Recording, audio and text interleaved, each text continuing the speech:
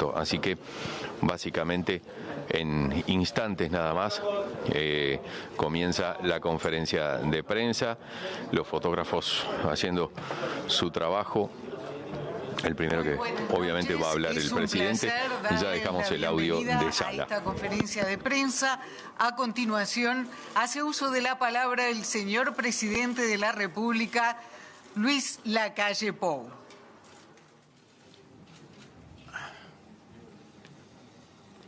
Buenas noches para todos. Agradecerles este tiempo, estos minutos. Hoy los hemos convocado para conversar acerca de la LUC, acerca del referéndum que tenemos que ir a votar los uruguayos el próximo domingo. Hace exactamente 2 años, aquí sentados, el 23 de marzo del 2020, el gobierno comunicaba que no iba a aplicar la cuarentena obligatoria, que iba a apelar a la libertad responsable de los uruguayos. Nosotros confiamos en aquel momento en la actitud de la gran mayoría de los uruguayos. Y desde el 13 de marzo a la fecha hemos tenido una comunicación directa y transparente con la ciudadanía para informar acerca de todo tipo de noticias, las duras, las difíciles y las otras. La suspensión de las clases, el retorno a clases, la llegada de las vacunas, el ritmo de vacunación y todas las medidas que a través de ustedes hemos informado a la población. Hoy les vengo a hablar en esta conferencia de la importancia de no derogar los 135 artículos de la LUC. Una ley que tiene su base, y ustedes me lo han escuchado decir más de una vez, en los reclamos populares. Esto es una ley que se fue construyendo a medida que recorríamos el país, los barrios de Montevideo, la ciudad del interior, el interior profundo, y además de reclamos populares, muchos de los cuales eran urgentes. También recordarán el 2 de marzo del 2020, la primera reunión del gobierno, con nuestro querido Jorge Larrañaga,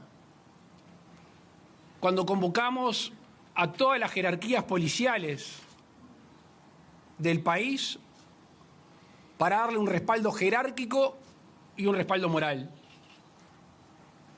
Faltaba, de nuestro punto de vista, más respaldo jurídico. Y por eso uno de los capítulos más importantes de la ley de urgente consideración es el que hace a la seguridad pública.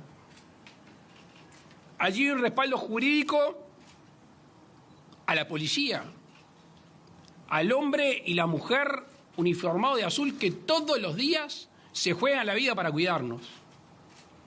Hay también una protección mayor para los ciudadanos, al mismo tiempo que penas más duras. En todos los artículos, pero en este capítulo en particular, la derogación significaría claramente un retroceso. Pónganse en los zapatos de ese hombre, esa mujer policía, que la ciudadanía le saca ese escudo, esas herramientas que le permiten combatir mejor a la delincuencia. Tenemos un capítulo dedicado a la educación. Durante estos últimos años es notorio el deterioro en el nivel educativo de nuestros niños, adolescentes y jóvenes. Se habían elegido determinadas herramientas por los gobiernos anteriores y los resultados son negativos en comparación con nuestra historia y además en comparación con el resto de América Latina. ¿Qué hizo el gobierno? Optó por otras herramientas que estamos convencidos que son las mejores herramientas para llegar ¿a quién?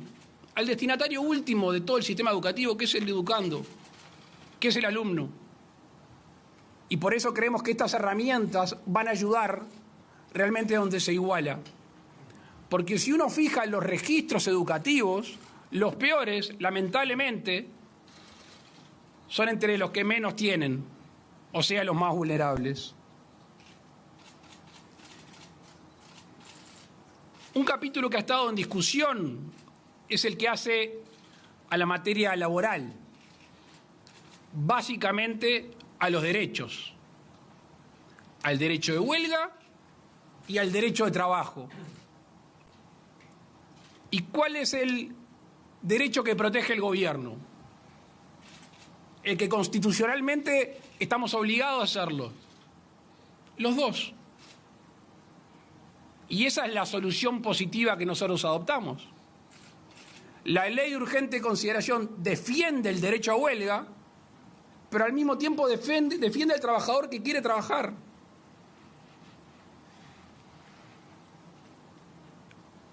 Protege al que quiere manifestarse, pero también protege la libre circulación de todos los uruguayos, de todos los ciudadanos en todo el territorio.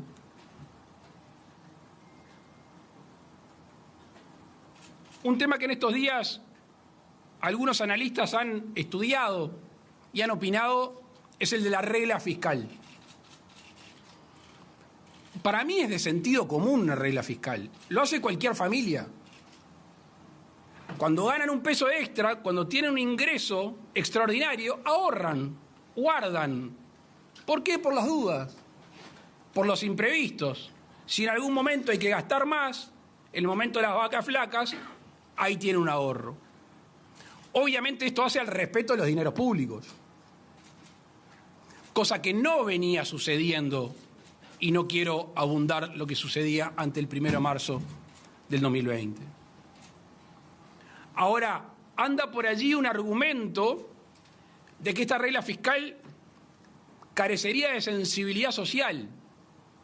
La historia reciente habla claramente que eso no es así, porque recibimos el gobierno con un déficit importante, recibimos el país endeudado, recibimos el país con desempleo y con inflación, a los 12 días del gobierno nos toca enfrentar una pandemia, y hoy toda la sociedad uruguaya, el gobierno, a través de los recursos de toda la sociedad uruguaya, lleva invertido, gastado 1.700 millones de dólares.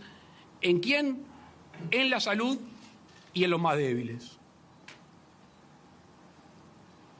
Sobre la libertad financiera, este es un tema que a veces cuando hay gente que lo discute y no conoce la vida del interior del país, además de ser un tema de libertad, y eso ya meritaría la defensa, son normas que a veces son generadas en un escritorio en Montevideo y no en el interior del país, donde son menos frecuentes los cajeros, son menos frecuentes los bancos, donde son menos frecuentes instituciones que pueden ayudar a la bancarización. Y sin perjuicio de ello, no ha habido una migración hacia el efectivo, simplemente se le ha generado la libertad a los uruguayos para que puedan manejar su dinero como mejor les parezca y no necesariamente a través de un banco. La ley de alquileres. Bueno, este tema me toca muy de cerca porque creo que fue en el año 2010 que yo presenté este proyecto de ley. ¿Qué tiene como inspiración? Mucha gente que no tiene posibilidad de tener garantía, que no tiene respaldo familiar y que no puede tener respaldo bancario, que además de no tener garantía, este otro sistema permite el alquiler sin plazo. Ponga a pensar una persona que consigue un trabajo en otro lugar del país y tiene que ir a alquilar, no sabe cuánto va a trabajar, cuánto tiempo, o un chiquilín que viene a estudiar en el interior, a Montevideo. Entonces esta es otra oportunidad de un sistema muy basado en la confianza. tenemos la 14.219, la ley de alquileres tradicional, en la cual la mayoría de los arrendamientos del país se sostiene, la gran mayoría. Es hipergarantista, cosa que está bien.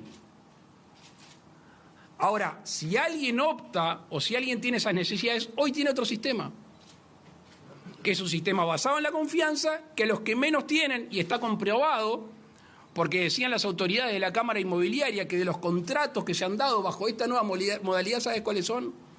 Los que van de 8.000 a 12.000 pesos. Es la gente que tiene menos respaldo, la gente que tiene menos acceso a la garantía. Un tema que también está recurrido, que realmente nosotros no entendemos cómo no se comprende la sensibilidad del mismo, es el tema de las adopciones. Seguramente mucha gente que nos está viendo, escuchando, sabe de parejas que han estado esperando años para adoptar y niños que no han podido durante mucho tiempo vivir en el seno de una familia. ¿Qué es lo que se hizo con la LUC? Se generó un sistema para acelerar las adopciones. Y en esto ha habido un resultado positivo que creo que todos nos deberíamos alegrar. El año pasado se dio un récord de niños adoptados, 125. Y el dato que me pasaba el presidente del INAU ayer es que sin haber terminado el primer trimestre de este año, ya van 43 adopciones, son 43 niños, con respecto a 32 del mismo plazo del año pasado. Y finalizando, antes de hacer lugar a las preguntas, un reclamo que he escuchado y que no comparto, pero no comparto porque creo que los hechos lo demuestran. La primera vez que hablé de una ley de urgente consideración fue en noviembre del 2017. Si no es noviembre, es diciembre. 2017. El borrador se repartió en enero, creo que también era un 23 de enero del 2020. A raíz de la pandemia decidimos el proyecto de ley repartirlo entre todos los partidos políticos antes de ingresarlo. Ahora, cuando ingresó al Parlamento, fíjense que se aprobó en menos tiempos del que está previsto en la Constitución.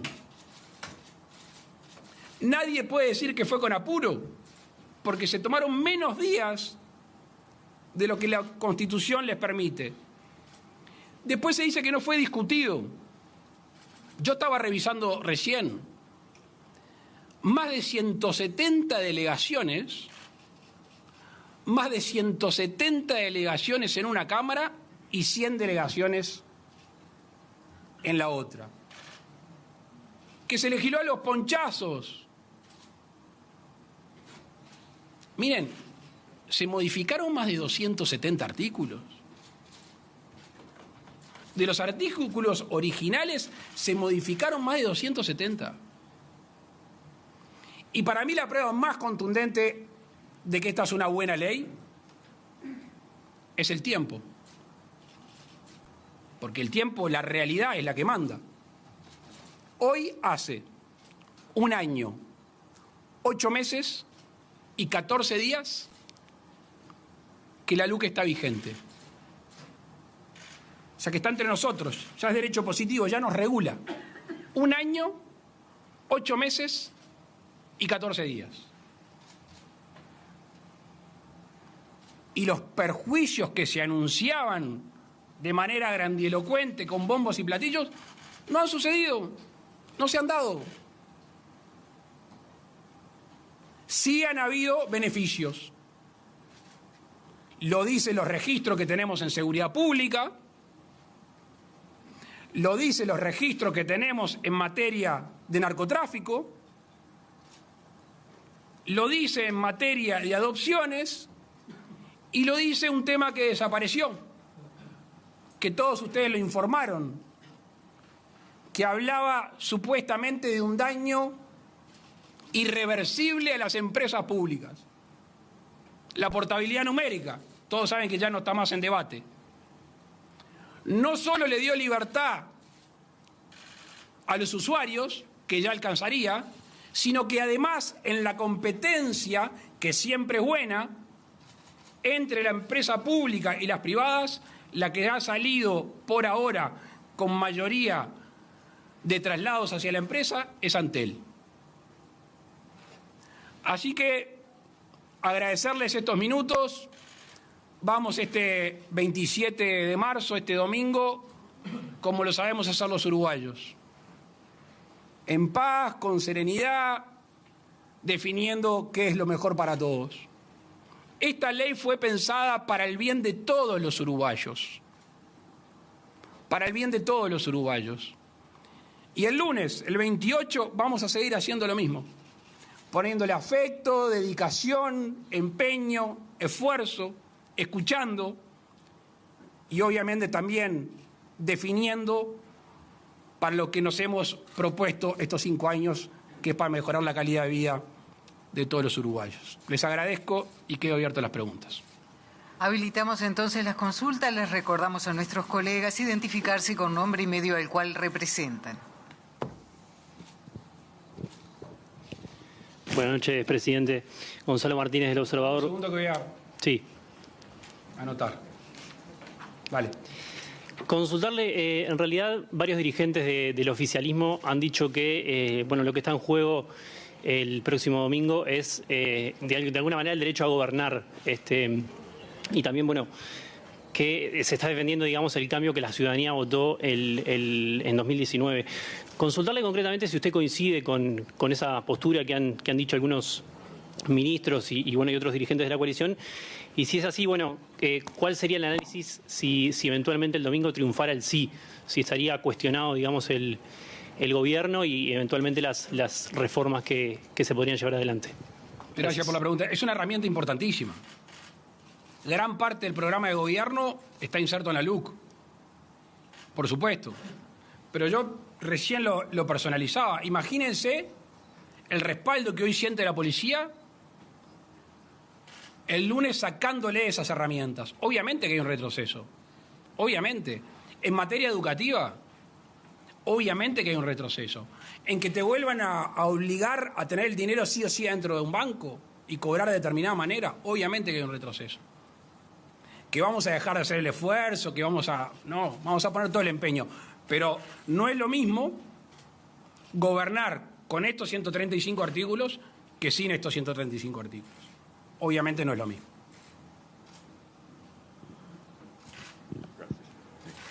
Buenas noches, señor presidente. Ken Parks, de Bloomberg News.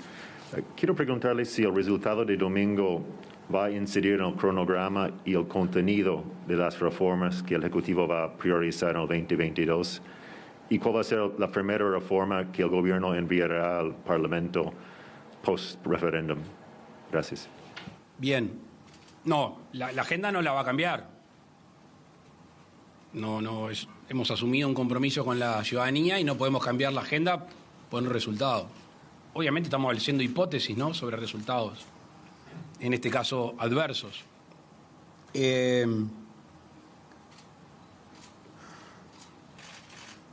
Quizá no directamente legislativa, pero la que estamos trabajando seriamente es el tema de la emergencia sanitaria,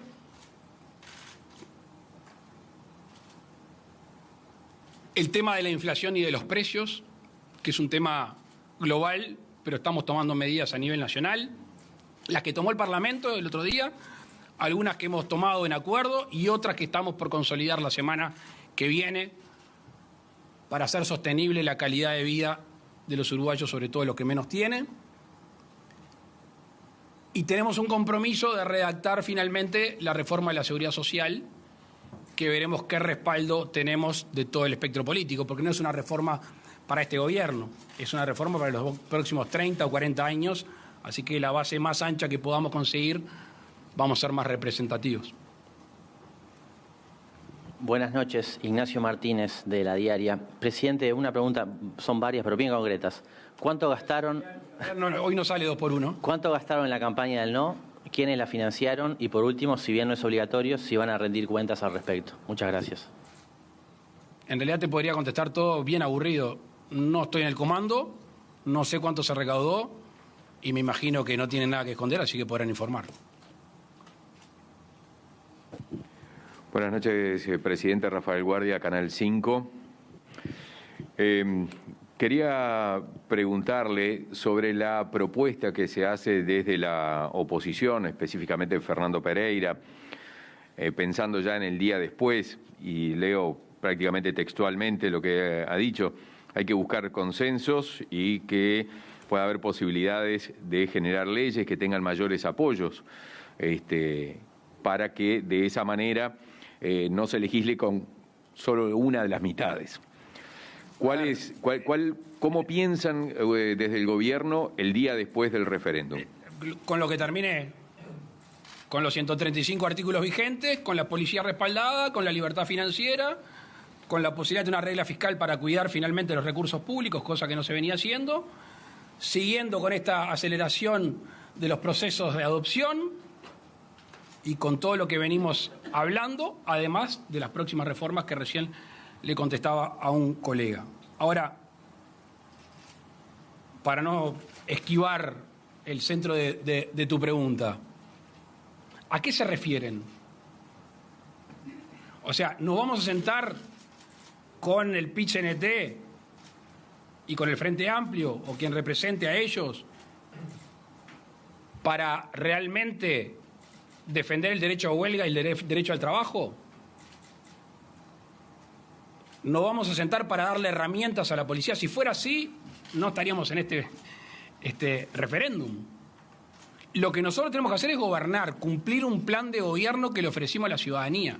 Y además herramientas que, insisto, después de un año, 8 meses y 14 días, no han generado perjuicios y sí han generado beneficios. Ustedes están acá muchas veces cubriendo la torre ejecutiva. Hemos hablado con todos y vamos a seguir hablando porque es la esencia de la democracia. Que hablemos con todos no quiere decir que nos pongamos de acuerdo, porque también la esencia de la democracia es que la mayoría termina decidiendo las leyes. Y eso es lo que vamos a seguir haciendo. Cuanto más consenso, mejor.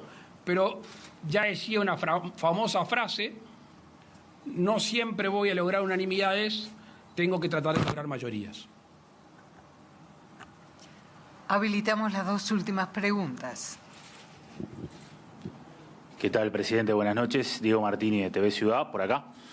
Usted hacía referencia recién a reclamos populares. Es evidente la importancia que ha tomado el referéndum en la población. Los debates han tenido altos niveles de audiencia. Se ha generado una movilización política con actores políticos tanto del sí y del no. Se ha generado una movilización popular tanto del sí y del no. Y le pregunto, ¿qué importancia le da usted a esta herramienta del referéndum y a la posibilidad que la población se exprese el próximo domingo? Muchas gracias. La importancia que los ciudadanos le dieron con las firmas. Es un resorte constitucional, son institutos de democracia directa, son esas válvulas de escape que el constituyente le da al pueblo, ¿no? Esa reminiscencia de democracia directa, que es decir, bueno, esta ley, tal porcentaje de los ciudadanos entiende que se tiene que ser sometida a la ciudadanía, al electorado. Yo no sé cuánto interés despertó realmente, depende de la encuesta que lea, a algunos le importa, a otros no le importa, obviamente hay cascos militantes que están. Mi sensación, pero me puedo equivocar, es que hay una mayoría silenciosa del país que quiere que las cosas se hagan, que quiere que se cumpla un programa de gobierno, que no quiere atrasar o volver atrás en algunos temas. Esa es mi sensación, pero el domingo de noche lo vamos a ver. Presidente, buenas noches. Pablo Piñeiro, del diario La R. En la eventualidad de que el no obtenga el triunfo y considerando el tiempo que usted acaba de decir que la ley está en vigencia, ¿el gobierno podría llegar a analizar de futuro algún tipo de agregado o modificación a alguno de los 135 artículos o a partir del 28 de marzo queda todo como está? Gracias. Gracias a ti. En realidad, yo no lo llamaría un triunfo. Yo lo llamaría una ratificación de un instrumento legal. O sea, en la íntima, no es para festejar. Simplemente que creímos en unas herramientas y ojalá que la gente entienda que esas herramientas son de las que hay, las mejores y que no vale la pena derogarlas. Si tenemos pensado agregados, no. Si mañana surge la necesidad de mejorarlo, toda obra humana es perfectible. Y si se puede mejorar, no digo los 135 esto, digo los otros artículos o del texto legal que sea, estamos dispuestos, por supuesto. El día que alguien se cierra y cree que tiene toda la razón y toda la verdad, es el día que dejó de tener contacto con la opinión pública, con la realidad, y es el día que deja de servir como gobernante. Muchísimas gracias. Buenas noches. Agradecemos la presencia del presidente de la República y a todos los medios presentes. Buenas noches. Muchas gracias.